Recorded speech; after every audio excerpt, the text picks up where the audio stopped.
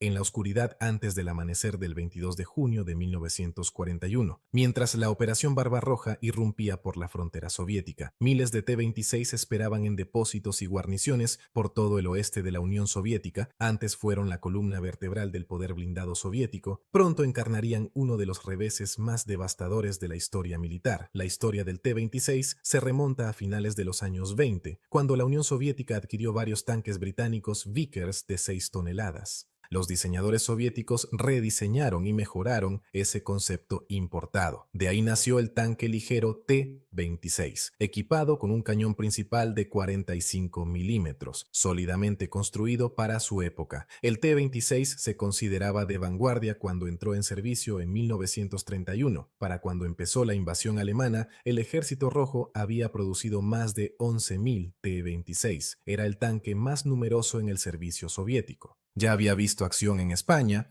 y en la Guerra de Invierno contra Finlandia. Allí ganó fama de confiable y de buen desempeño bajo fuego. Pero los triunfos y la pura cantidad de estos tanques no bastarían en el verano de 1941. Estaban por enfrentar una prueba que superaba tanto su diseño como el estado del ejército que los operaba. El asalto de la Wehrmacht sorprendió a las fuerzas blindadas soviéticas en medio de un cambio mayor. Muchos T-26 sufrían por mal mantenimiento. Las piezas de repuesto eran difíciles de conseguir. Eso rebasó la capacidad de las unidades de mantenimiento, igual de dañino. Un gran número de tripulaciones carecía de entrenamiento adecuado, y muchos comandantes tenían experiencia mínima para coordinar grandes formaciones blindadas. En la fase inicial de lo que los soviéticos llamaron la Gran Guerra Patria, esas carencias resultarían ruinosas. Mientras las puntas de lanza alemanas avanzaban hacia el este, los límites del T-26 quedaron al descubierto con brutal claridad. Su blindaje, antes suficiente contra amenazas de entreguerras, no podía resistir el golpe de los cañones antitanque alemanes de 37 milímetros y de 50 milímetros.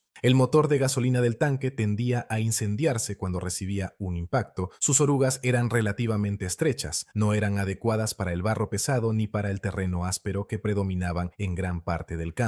Las unidades alemanas Panzer III y Panzer IV, con mejor protección y equipo de comunicaciones superior, superaban en maniobra y desarticulaban a las formaciones T-26, batalla tras batalla. Los números por sí solos cuentan una historia sombría. En los primeros 6 meses de la invasión, la Unión Soviética perdió cerca de 10.000 tanques T-26. Algunos fueron destruidos en combate directo, otros fueron abandonados cuando las fallas mecánicas no pudieron repararse a tiempo. Muchos más quedaron atrás en la confusión de la retirada. Las líneas del frente colapsaban y las redes de suministro se desmoronaban. Divisiones de tanques enteras, antes formidables sobre el papel, dejaron de funcionar a las pocas semanas del inicio de la guerra. El costo humano fue igual de estremecedor. Muchas tripulaciones, a menudo jóvenes y solo parcialmente entrenadas, enfrentaron decisiones imposibles cuando sus vehículos eran alcanzados. Salir a la fuerza por escotillas estrechas mientras estaban bajo fuego, o quedarse adentro en un infierno de combustible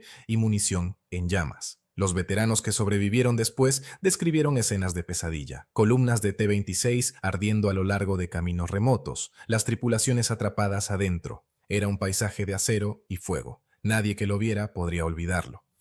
Pero de esa calamidad surgieron las semillas de una recuperación y una victoria con el tiempo. Las amargas experiencias de 1941 impulsaron cambios profundos en cómo el Ejército Rojo entrenó, equipó y empleó sus fuerzas blindadas. El T-34, que alcanzaría estatus icónico en los años siguientes, incorporó muchas de las lecciones extraídas de las vulnerabilidades del T-26. Los programas de entrenamiento se reconstruyeron desde cero. La doctrina táctica evolucionó para enfatizar el empleo combinado de tanques, infantería y artillería. Esa coordinación se volvería un sello de las ofensivas soviéticas más adelante en la guerra. Hoy, los pocos T-26 que quedan, conservados en museos de Rusia y Europa, son testigos silenciosos de la evolución tecnológica y del sacrificio humano. Su presencia recuerda con fuerza que la cantidad por sí sola no garantiza el éxito en el campo de batalla. La desaparición de 10.000 tanques en medio año no fue solo una anomalía estadística. Fue un fracaso militar profundo y una tragedia humana que ayudó a definir el curso de la guerra en el frente oriental. El destino del T-26 también deja lecciones duraderas sobre preparación, adaptación y el precio pagado por quienes estaban en la línea de contacto. Incluso cuando los ejércitos modernos adoptan nuevas tecnologías y desarrollan armas sofisticadas, las lecciones centrales de 1941 siguen vigentes. Sin entrenamiento a fondo, sin mantenimiento riguroso y sin una doctrina eficaz, ni siquiera grandes flotas de vehículos pueden lograr resultados decisivos. Al final, la saga del T-26 es más que un registro de pérdidas de material. Narra la dura curva de aprendizaje de la guerra industrial moderna. Narra la determinación y la valentía de los soldados que combatieron dentro de esas máquinas. Y narra la resiliencia de una nación que logró reagruparse tras derrotas tempranas catastróficas. La desaparición de 10.000 tanques en 6 meses cerró un capítulo de la historia blindada soviética. También ayudó a forjar la fuerza que finalmente contribuiría a la caída de la Alemania nazi.